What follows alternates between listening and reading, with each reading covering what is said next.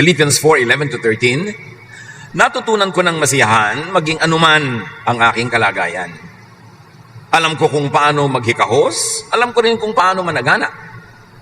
Natutunan ko na ang sikreto kung paano masiyahan sa anumang kalagayan sa buhay.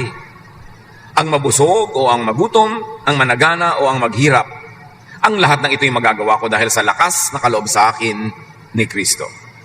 I can do all things through Christ who gives me strength. So dito, ang reseta ng sumulat, contentment. Pagiging panatag, payapa at masaya, anuman ang mangyari. Sa kabila ng lahat. Sa kabila ng hindi natupad ang gusto, sa kabila ng hindi nakamit ang minimithi, sa kabila ng mga problema at paghihirap, ay pwedeng sumaya ang tao kung tuturuan niya ang kanyang sarili. At ito yung tinatawag nating in spite of road to happiness. There are usually two distinct choices lagi sa Bible. And the ending would be two very distinct destinations. Maraming example sa Bible niyan, dalawa ng dalawa. Two hearers, two builders, two paths, two gates, two brothers, two sisters, na magkaiba ang kanilang estilo, magkaiba ang paraan, at ibang-iba ang hinahantungan. So how to have a happy new year? How to have happiness? Think of the two roads to happiness. Or the two roads that people think lead to happiness. One of that is what we will call the because road. Yung masaya ako kasi nabili ko gusto kong bilhin. Kasi dumating yung gusto kong dumating. Kasi natupad yung gusto kong matupad. Kasi ang aking ibig ang siyang nangyayari. The because road makes happiness very elusive. Mailap ang kaligayahan sa kalsadang ito, sa landas na ito. Bakit? Kasi maraming requirement yung because. Because sets conditions. I love you because you are beautiful. I love you because you are kind. Blah, blah, blah. Ito yung in spite of, yung I love you in spite of the fact that you are not beautiful, that you are not kind, edi wala makakapigil sa iyo na sumaya sa ganung pag-ibig. Because limits possibilities. Sasaya ako kung may kondisyon. At yung mga kondisyon na yun, mahirap yun na masatisfy. Mahirap yun na laging makamit. Happiness because causes much unhappiness. Kasi kailan ba naman pwedeng matupad ang lahat ng gusto natin? Nangyayari nga ba sa totoong buhay yung forever, happily ever after, yung mga ganung bagay? Pagka iniasa natin sa because ang ating kasiyahan, masyadong mahina, marupok, mailap. Kaya yung mga maraming kondisyon para sumaya, halos hindi sumasaya yan. Yung daming hinahanap, yung ang taas-taas ng mga gustong mangyari, na bihira namang maabot, yung kailangan walang nararamdaman para sumaya, kailangan hindi masakit ang paa, hindi masakit ang tiyan, hindi masakit ang ulo para sumaya, lagi namang merong masakit. Yung kailangan laging kasya ang pera, bihira naman yan. Sabi nga ni Solomon, as wealth increases, so do those who spend money. Mas lumalaki pera, lumalaki rin yung gastos. Zero at zero o kulang at kulang pa rin. Pag lagi kang may hinahanap para sumaya, kailangan sumaya ako kung meron akong papa, o meron akong mama, kung meron akong ganito o ganon. Sasaya tayo sa Noche Buena kung meron ng tinapay at keso. Paano kung wala? Kung marami kang requirement, mahirap sumaya. So, hindi magandang tahakin yung because road. Kaya ang natirang isa ay yung the in spite of road. Yung sa kabila ng lahat. Yung kahit na. Masaya ako sa kabila ng lahat na ganito ang mga anak ko, na gano'n ang kapitbahay ko. Yung kahit na ganito ang kalagayan ko, sasaya ako. Yun ang mas potential, mas may posibilidad na sumaya. It means to be happy or happier in spite of not having what you want. Or not having what you want exactly the way you want it. Merong iba, magkaroon ako ng asawa, sasaya na ako. Pero nung nagkaroon, hindi pa rin masaya. Kasi kailangan ng asawa ko ganito, kailangan ganon. Life can never be exactly what we want it to be. Sabi nga ng isang 1960s song. At pag ginawa nating requirement na kailangang matupad ang lahat ng gusto ko bago ako sumaya, hindi ka sasaya. So magsaya sa kabila ng lahat. Magsakaya kahit na. Kahit na namatayan ng mahal sa buhay. Kahit na may sakit. Kahit na kulang ang pera. Humanap ka pa rin ng kasiyahan. And how do you find and take the in spite of road? Nasa ba yung kalsada na yon? Paano yun hahanapin? At paano tatahakin? Do not complain. Do not be a complainer. So yung do not complain, ano lang yon? Activity. Huwag kang magreklamo. But do not be a complainer. Ano na yon? Character. Yung meron talagang nagre-reklamo at meron naman talagang mareklamo. Pag-ibahin natin yung activity, nagreklamo ka dahil karekla-reklamo naman, at meron naman talagang reklamador lang. Kahit anong sitwasyon, nagre-reklamo. Hindi yun sasaya at hindi yun masayang kasama. May kasama ba kayo na lagi mareklamo? Umulan, mareklamo. Maaraw, mareklamo. Mainit, mareklamo. Maginaw, mareklamo. Bakit di ka na lang magpalibing ng buhay para tumigil ka ng kare-reklamo? Puro ka kasi reklamo. Complaining is a reaction. May action ng universe, may action ng kapwa-tao, may action ng kalikasan. How do you react? And complaining is a reaction. Reactions can be chosen. Pwede mo nang piliin ng reaction.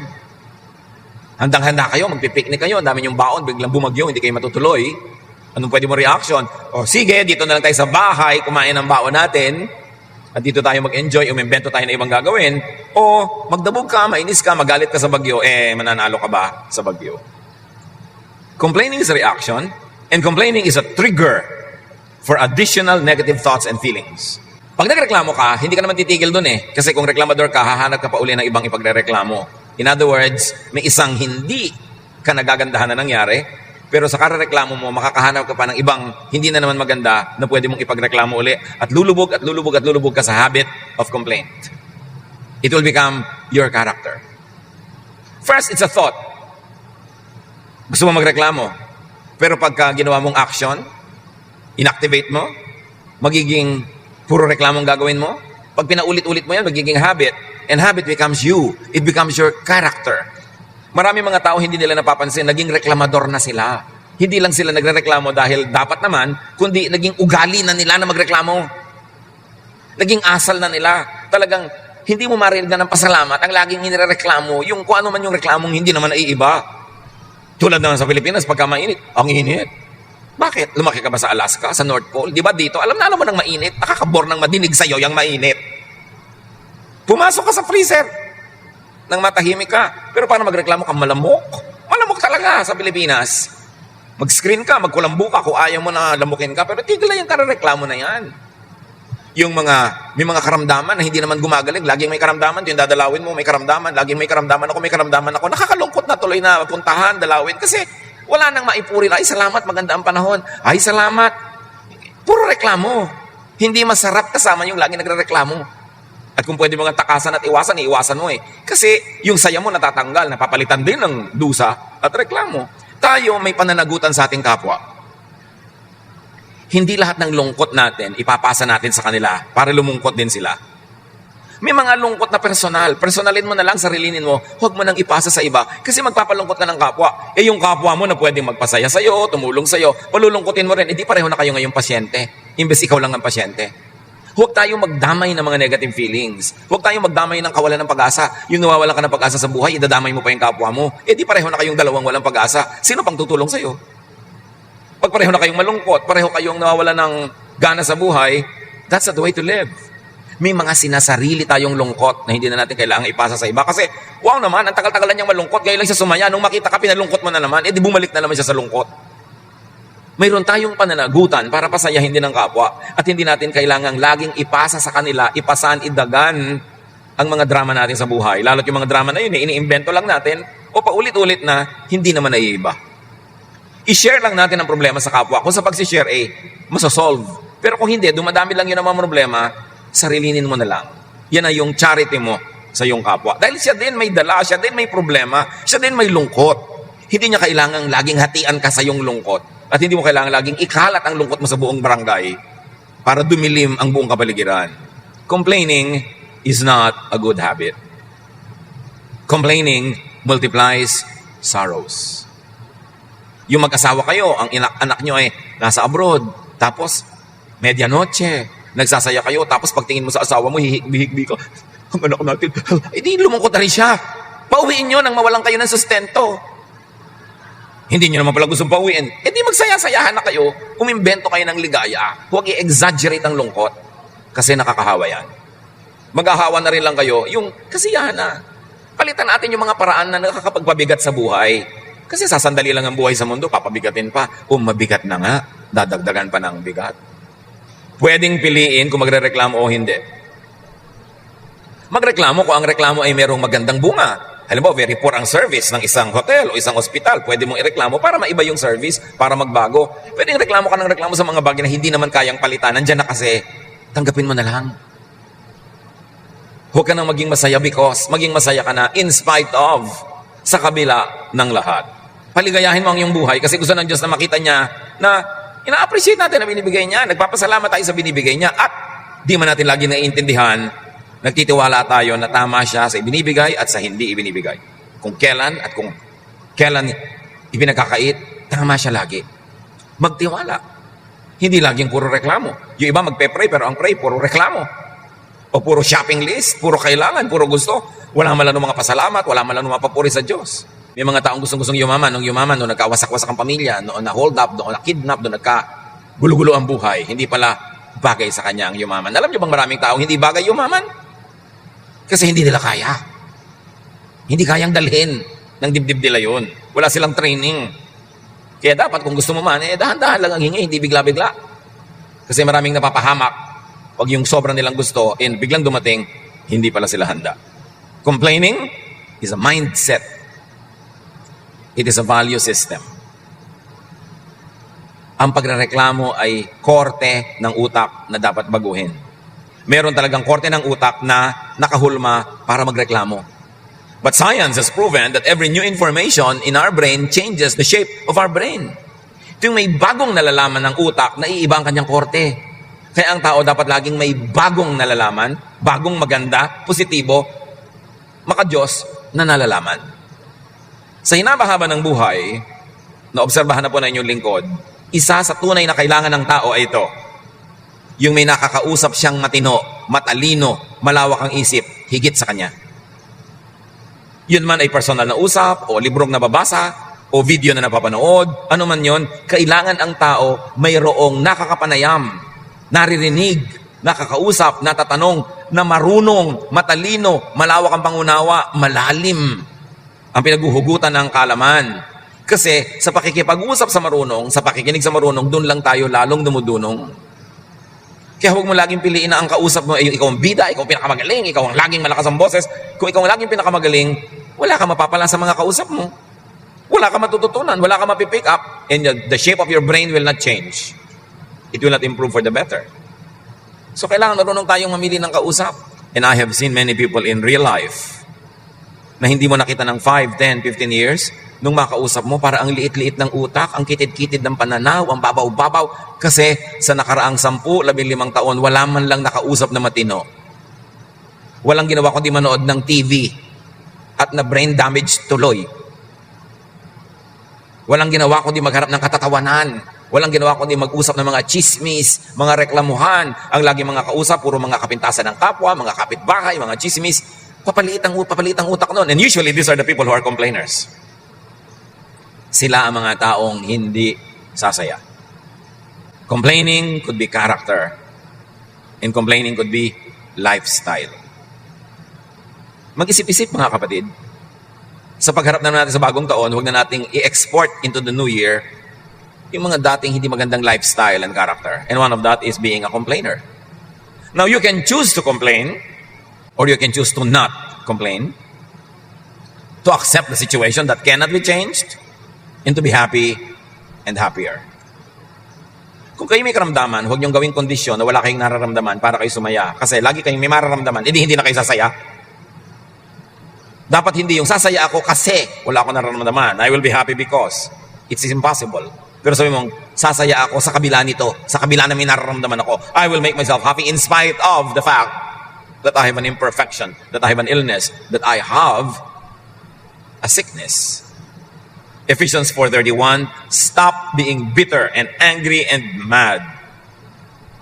Tama na daw ang kapaitan, ang galit, ang puot. Tama na. Kung yung mga nakaraang taon, galit ka doon kay Aling Kulasa, next year ba galit ka pa rin?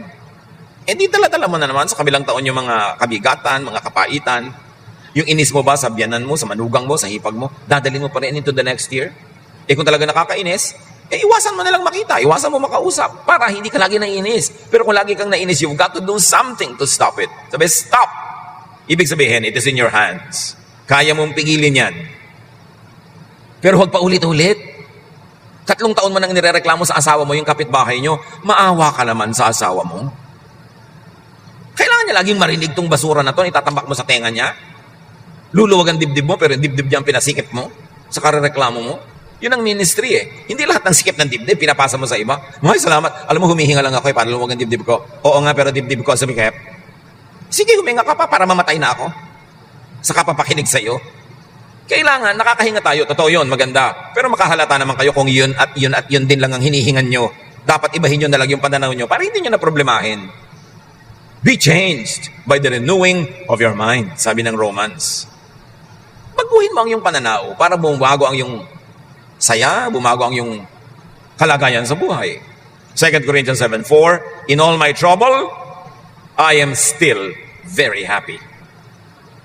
Yun ang attitude. I am happy in spite of. I have taken the in spite of road instead of the because road. So alam niyo, sa kabila ng aking mga problema, masaya pa rin ako. Bakit ko papayagan na tanggalin ang problema ko ang saya?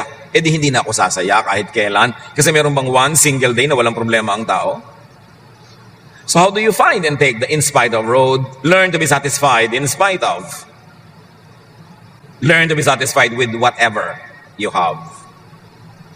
And with all kinds of conditions. Pagka konting ginaw, namang problema na tayo. Nakita niyo yung mga bansang sobrang ginaw, sila ngay mauunlad. Dahil hindi ka pwedeng tatamad-tamad sa mga magiginaw na bansa, mamamatay ka sa gutom, kaya mo sila, mas maunlad. Yung mga bansa na napakaganda ng klima, yung hindi nakakamatay ang ginaw o init, nandun ang mga tamad. Sa katerbang tamad. Kasi walang challenge. Kaya kahit mag-ginaw, mainit, makakagawa ka ng paraan. Kung gagawa ka ng paraan. Pero kahit ilagay ka sa isang air-controlled, air-conditioned room, kung dala-dala mo sa loob ng utak mo yung reklamo, problema pa rin ang iyong makikita. Proverbs 14:30, it's healthy to be content. Tama, mabuti na maging kontento. Ngayon, paano tayo magiging kontento? Dalawa lang naman yan, mga kapatid eh. Find what you like. Kung anong gusto mo, hanapin mo, hukayin mo, sungkitin mo, akyatin mo, tawirin mo ang dagat para makuha mo. Find what you like. Pero hindi mo naman laging nakikita yung gusto mo. Therefore, like what you find. Matapos mong ginawa ang lahat para makamit ang iyong minimithi at hindi mo pa rin nakuha yung gusto mo, gustuhin mo na yung nakuha mo, lalo ang iyong asawa. Yan na yung nakuha mo, di ba? Hahanap ka pa ng iba. Kaya iba, palipat-lipat, papalit-palit, ang gulo-gulo ng buhay, hindi rin naman sumasaya, like the woman at the well. Sabi ni Jesus, call your husband. Sabi niya, miss pa po ako. Wala po akong husband. Sabi ni Jesus, oo nga. Dahil yung lalaki sa bahay mo ngayon, hindi mo naman talaga asawa. At yung mga naunang anim, hindi mo rin asawa. Hindi siya nilait ni Jesus. Ang pinapakita ni Jesus, hindi naman sa paghahanap ng mapapangasawa ka sasaya. Ang dami-dami mo nang naging partner, malungkot ka pa rin eh.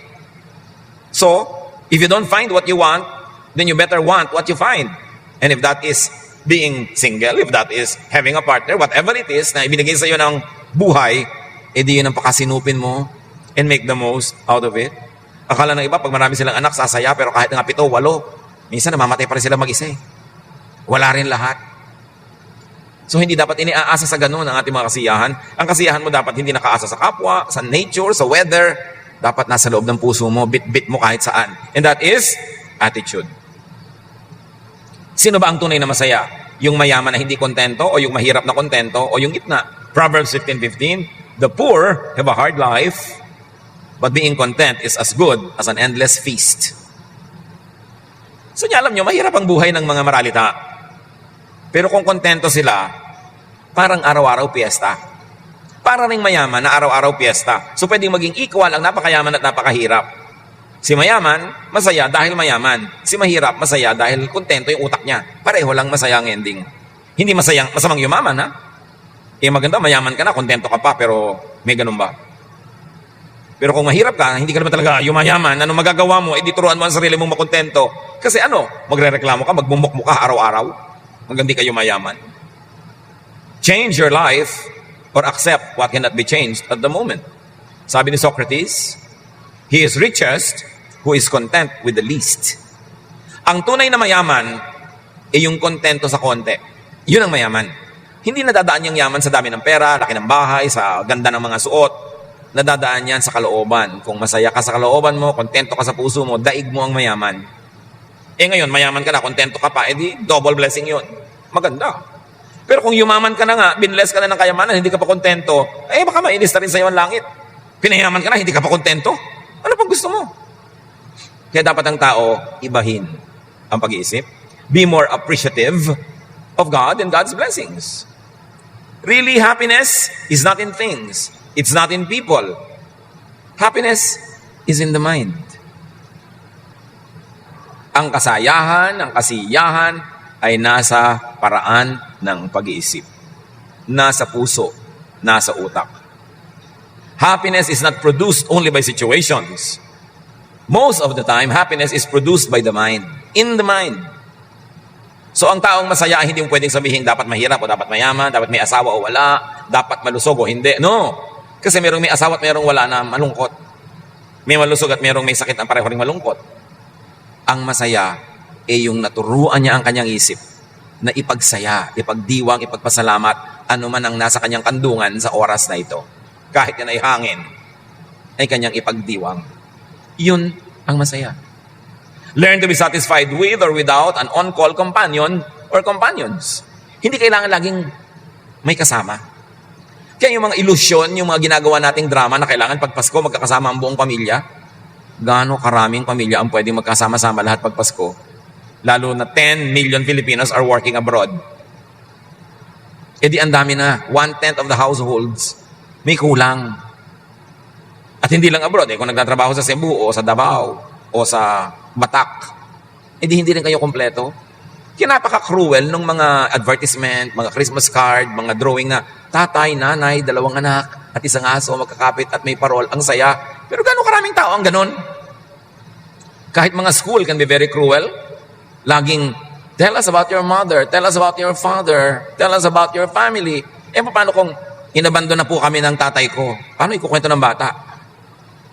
Ang dami-dami ngayon ng mga households na hindi kompleto na may tatay, may nanay. Nanay lang o tatay lang o lola. Tapos ang nakadrawing, tatay, nanay na magkahawak, mga bata magkakahawak. Hindi ba parang iniinggit mo at kinakawawa yung mga tao? Hindi ganon ka-ideal ang buhay? We should be more sensitive to people na hindi natin sila bigyan ng mga standards of happiness na unattainable to many. Tanggapin natin ang sitwasyon na hindi lahat ng pamilya ay buo. Hindi lahat ng bata ay may tatay o nanay na katabi. Hindi lahat ng tao ay may asawa. Hindi lahat ng tumatanda ay may savings. Yun ang tunay. At yun ang katotohanan ng buhay na alam ni Jesus at tinanggap niya ang mga taong galing sa mga ganoong background. Kahit pa nga yung babaeng nahuling nakikipagtalik sa lalaking hindi niya asawa, she was probably a prostitute, but the poor woman had nothing else to sell but her natural resources. Hindi kinondena, hindi naman kinonsinte, pero naintindihan ni Jesus. Kaya hindi niya ipinabato. Bihira kung meron man na buhay na perpekto. Kaya tanggapin natin na ganun ang buhay. At huwag nating i-impose sa iba na maging perfect din sila. Sa mga schools, maging sensitive kayo sa mga bata, teachers, maging sensitive. That not everybody comes from a complete family. Be sensitive to that area of people's lives. Hindi lahat ay may pamilya, may romantic relationship, o may kaibigan. So paano ka sasaya? Do not need too many people too often. Learn to enjoy in spite of being alone. Isa ng reality yan. Marami nagsasabi, bakit po kaya ang lungkot-lungkot ko yung Pasko? Paano? Nakikita mo lahat yung advertisement na ang saya-saya ng buong pamilya, hindi nag-aaway yung mag-asawa, dala-dala nila yung mga anak nila, kakain sila sa Jollibee.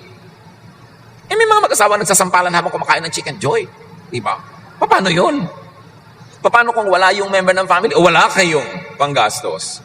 So huwag tayong masyadong magpadala sa ganyang mga media, sa mga ilusyon na may itinitinda actually. Hindi mo kailangan laging may kasama. Learn to enjoy even yourself at walang tao. Kung talagang wala, yan ang magagawa mo. Consider it as me time. Gawin mo yung mga gusto mong gawin na hindi mo magawa pag may tao. Catch up on rest or sleep. Mag-ayos-ayos ka ng cabinet. Basahin yung mga dating hindi mabasa-basa. Panoorin mo yung mga hindi mo mapanood. Correspond with people that you have not been corresponding with. You can learn to enjoy being alone. You don't always need someone para ka masaya. Isa yung ilusyon. Kaya nakita nyo yung unang Pasko, di ba? Sa Samsaba naman ginawa, hindi naman talaga sa isang pagka-grande-grandeng Noche Buena. So kung ang bahay may mukhang sabsaban, alahan mong si Jesus, yun ang unang Pasko, nasa sabsaban. Huwag kang magpadala na kailangan may queso de bola, may hamon, may mga ilaw-ilaw dyan para ka sumaya. Lahat yan, marketing lang. Mabuti kung meron. Pero kung wala, yun ang sinasabi natin, learn to take the in spite of road. Kahit na nga, wala. Sa kabila ng katotohanan wala, find your happiness. Huwag maging clinging vine sa mga tao na kailangan laging nandun sila para ka sumaya. Baka mamaya, nakakasakal ka na. Para ka sumaya, in spite of. Kung konti ang kung ano man, edi konti. Konti ang handa, konti ang pera, konti ang tao, edi konti. Kung kulang, edi kulang. Kung walang, kung ano man, edi wala. Kung malungkot, edi malungkot. Ang laki po ng problema ko, nalulungkot po ako, edi malungkot ka. Kahit naman ako kumain ng bubog dito, tumulay sa alambre, magbisikleta sa hangin, di ka rin sasaya, di malungkot ka? Di malungkot ka. Kailangan ka ba laging sumaya? Ganun talaga ang buhay, may lungkot. At yung lungkot na yan, haalis din yan, pagsasawaan ka rin yan.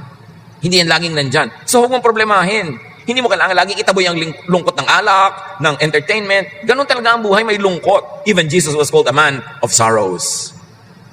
May advantage din ng lungkot kung ang lungkot ay nagpapabait sa iyo. Nagiging sensitive ka sa mga tao, sa kanilang mga pangangailangan, sa kanilang mga kalungkutan, di may advantage din. Kung nalulungkot, malungkot, hindi nyo kailangan lagi ang itaboy. Kasi pag itinataboy nyo lagi, kuminsan, mas problema. Dinadaan sa drugs, dinadaan sa alak, dinadaan sa bisyo, dinadaan sa let the devil take tomorrow, but tonight I need a friend. So, the devil really takes tomorrow. Kung nalulungkot kayo, ano sasabihin sa katabi nyo? Malungkot. Hindi problema yan. Aalis din yan. At kung di ka pansinin, di ka i-baby, di ka mahalin ng kung sino man, wag. Hindi mo naman kailangan i-baby ka na iba para ka sumaya, di babyhin mo sarili mo. Manalamin ka, mo baby, diba? Pasayahin ang sarili. Huwag iasa sa iba. Unless paid for or professional or transactional, do not expect attention. Unless hospital yan na nagbabayad ka o hotel o restaurant, dapat talaga may attention. But unless that is the case, don't expect it. Do not expect care and love. And do not expect gratitude. Sa siyam na pinagaling ni Jesus, isa lang nagpasalamat. So huwag mo nang hanapan yung iba. Napapansin nyo ba sa mga pamilya, kung sino yung laging nagbibigay ng pinakamaraming regalo, siya ang walang natatanggap. O kaya, isang kapraso ang natatanggap. Ang daming ibinigay, wala man lang natanggap. Palitan nyo naman yan sa pamilya nyo.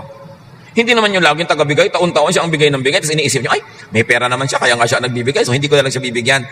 Nag-iintay-intay din yun, kahit siya ang palabigay, kahit wala isang medyas, isang panyo, isang kalachuchi. Pa-appreciate din niya yun. Baguhin nyo ang tradition, mga kapatid, sa mga pamilya, na yung Santa Claus, siya na lang lagi, taon-taon. Tapos wala man lang nagbibigay sa kanya, ipinagdaramdam din niya yun, di lang kumikibo. So mahalaga, maging thoughtful tayo. Hindi yung, meron naman siya, huwag na nating bigyan. Ganon tayo mayaman naman yan, huwag na nating bigyan. Pareho mo rin yun na tao, naghahanap din yun ng kahit konting pagtingin. So importante, iniiba natin, hindi tayo tanggap lang ng tanggap. We always get and forget. And other people always give and forgive. At his lowest, the Lord was deserted by the people. Kaya kung may relationship tayo, kahit contractual, meaning may unwritten contract, halimbawa, pamilya, magkakaibigan, may unwritten contract yan eh. Meron akong gagawin sa'yo, may gagawin ka rin sa akin. And even if contractual, minimize expectations. Para hindi ka masyadong mabigo. Babaan ang expectation and be surprised kung mas mataas ang tinanggap. Pero yung mataas ang expectation mo, tapos mababa yung tinanggap mo, hindi malulungkot ka lang. The Lord was deserted by His followers. Mark 14:50, and Jesus' disciples ran off and left Him. Sa oras ng kanyang kagipitan, pag-iisa, pangungulila, iniwan siya ng kanyang disciples. The Lord knows sadness. The Lord knows the meaning of sorrow. That's why He is able to help those who are sorrowful. Learn and receive the spirit of contentment from Christ. Dapat nga ang image mo ng Pasko, yung si Jesus na nasa krus, hindi yung si Santa Claus na maraming dalang regalo. Kasi yung pagkakasilang at kamatayan ni Jesus, yung kompletong cycle, yun ang tunay na Pasko. Ang ibinigay ni Jesus ang kanyang buhay para tayo maligtas, hindi lang sa impyerno, kundi sa mala impyernong pamumuhay dito sa balat ng lupa. Philippians 4:13, Christ gives me the strength to face anything. So learn the Jesus contentment, which really means patience, endurance, and healthy detachment from people and things. Yung peace ni Jesus, dahil siya ay kontento, dahil siya ay mapagpasensya, mapagbigay, at dahil siya ay matiisin. kaya siya merong kapayapaan. At meron din siyang healthy detachment from people and things. Hindi siya clinging vine. Hindi siya kailangan laging may kasama. Hindi siya laging nakakawak. Hindi siya laging nakasandal. Mark 1:35, very early the next morning, Jesus got up and went to a place where he could be alone and pray. Si Jesus maraming alone time. Hindi niya laging kailangang merong karay-karay na tao at kasama.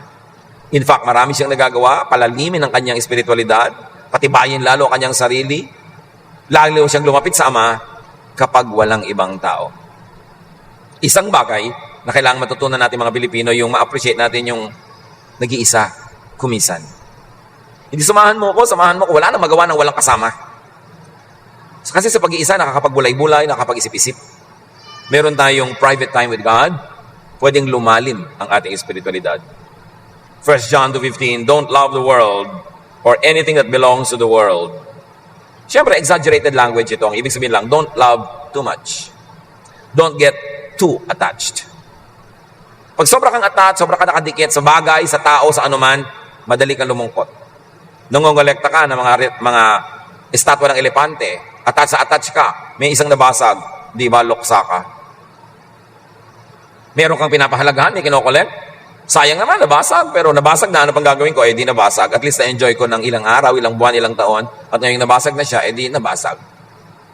Hindi yung magagalit ka pa, magreklamo ka pa, malulungkot ka pa, basag na nga. Disadvantage na nga yun, dodoblehin mo pa dahil malulungkotin mo pa yung kalooban ng iyong puso. Dapat marunong tayong, di basag. Nawala. Meron kang magandang hikaw, mahal na mahal mo, biglang nawala. Hinanap mo, hindi mo makita, di nawala. Anong gagawin mo? Nawala nga Hindi ka na mag-move on? Meron kang hindi natuloy na romance? Lagi mong hinahanap the one that got away? Nag-got away na nga Move on. Di naka-get away. Ganun talaga ang buhay. Learn the understanding and acceptance of people. Yan ang tunay na peace ng Panginoon. Nauunawa niya, inuunawa at tinatanggap ang tao. Gaano karami sa may asawa ang inuunawa nyo at tinatanggap ang inyong asawa, ang inyong ina, ang inyong ama, ang inyong kapatid, ang inyong kaibigan? No. Most of us are in the business of changing people. We don't accept and understand people. We want them to change according to our taste. That's why we are unhappy and they are miserable. Romans 14:1, welcome all the Lord's followers, even those whose faith is weak. Don't criticize them for having beliefs that are different from yours. Ang linaw Tanggapin nyo daw, basta naniniwala kay Jesus. Kahit na mahina ang pananampalataya, at huwag pintasan, huwag siraan, kung may iba silang paniniwala kesa sa paniniwala mo. Pero hindi ba baliktad ang ginagawa natin? Pinipitasan natin ang lahat ng kahit anak ni Lord, naniniwala kay Lord, may ibang paniniwala, may ibang practice, wala tayong ginawa kundi i-criticize, pintasan. What is the result? A lot of unhappiness, self-righteousness, division in the body of the Lord. So, tanggapin mo. Ganyan siya, tinatanggap siya ng Diyos. Kung siya ay magbabago dahil sa kanyang pagbabagong loob at sa tulong ng Diyos, mangyayari yun sa tamang panahon. Pero habang hindi pa nangyayari, your business is not to reject, but to accept and understand people. Kung ito ang paiiralin natin sa ating mga pamilya, sasaya tayo ng sobra-sobra. Yung imbes gusto mong baguhin ang bawat tao, unawain at tanggapin at mahalin. Yun ang tunay na daan sa kasayahan ng pamilya. The in spite of road. Yung I accept you, I love you, anak, in spite of. I accept you tatay, accept you nanay, in spite of. Hindi yung because of. Yung because kasi unattainable. Pampahirap ng buhay. Natutuwa ako sa iyo, anak, kung first honor ka. Matutuwa ako sa iyo, anak, kung matapos mo ang college in 2 semesters. Matutuwa ako sa iyo, nanay, kung lagi mo kayo bibili ng gadget. Puro because. If. I love you if. Kung I love you in spite of, sino ang makakabuwag ng inyong pagmamahalan? Sino ang makakasira ng inyong samahan kung mamahalin kita sa kabila ng lahat? Hindi kung masisiyahan ako sa iyo. Learn simplification of life. Okay, complicate. Change what you can change. Accept what you cannot change. At sabi nga nila, have the wisdom to know the difference. Kung ano ang dapat binabago at kung ano ang dapat tinatanggap na lang. 1 Timothy 6:7-8, we didn't bring anything into this world and we don't take anything with us when we leave. So we should be satisfied just to have food and clothes. Can you imagine the teaching? So may kinakain ka ba? Meron naman. May damit ka ba? Meron naman. Dapat masaya ka na. Ano pang gusto mo? Mabubuhay ka na niyan. Lahat ng higit dyan, dagdag. At yung dagdag, hindi requirement yon, dagdag lang yun eh. So kung may kinakain ka, may suot-suot kang damit, lalo may tinitiran ka, masaya ka na dapat.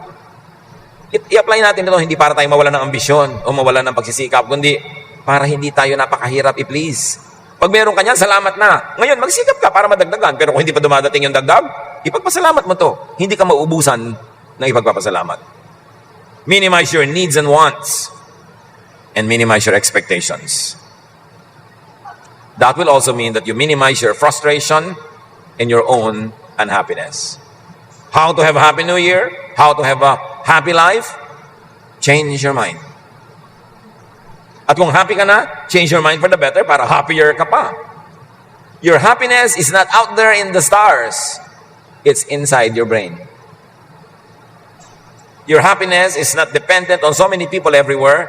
It's dependent on your attitude. Your wealth is the way you think. So lahat nangyayari sa loob ng isip. Train yourself to be happy in spite of, sa kabila ng lahat. Nadadaan yan sa training, sa practice. And begin with, pag may reklamo ka, stop! Nagre-reklamo yata ako, titigil ako kahit hindi pa tapos yung sentence. Kumusta po kayo, Lola? Sasabihin mo, ay, masakit ang pa ako. Teka, buhay pa ako, salamat sa Diyos. Diba? Kumusta ka naman, nanay? Kulang ang budget natin. Ay, buhay pa tayo, meron tayo kahit konting pera, salamat. Doon pa lang, pigilin nyo agad pag nagre-reklamo kayo. Train yourself. Training yan. Kailangan conscious ka. At kung gusto nyo pa lalong galing ang training, makipagkasundo kayo sa isang kasama sa bahay, o isang kaibigan, isang kamag-anak. Tuwing nagre-reklamo ako, pwede ba pakisampal mo ako na malakas? Talaga? Sabi nung kasama, sige, tuwan-tuwa siya dahil araw-araw, puro ka pala reklamo, gusto ka niya talagang pagsasampalin eh. Diba? At tuwing hindi ako nagre-reklamo, pwede ba? Masahihin mo ko, i-foots pa mo ko. Yung reward people, we should change our habits and we need people to remind us. Nagre-reklamo ka na naman, mommy. Sasabihin ni daddy. Oo nga, no? O sige, change. Hindi yung, talaga naman. Alam nyo, pag ikinokore kayo, huwag kayong magalit-galitan, huwag kayong ma-offend. Tanggapin, ay, salamat sa correction. At siguradong may pag-asa kayo sa buhay. Pagka ganun. Philippians 4:11-13. I have learned to be satisfied with whatever I have. I know what it is to be poor or to have plenty. And I have lived under all kinds of conditions. I know what it means to be full or to be hungry. To have too much or too little. Christ gives me the strength to face anything. Happy New Year, people of God.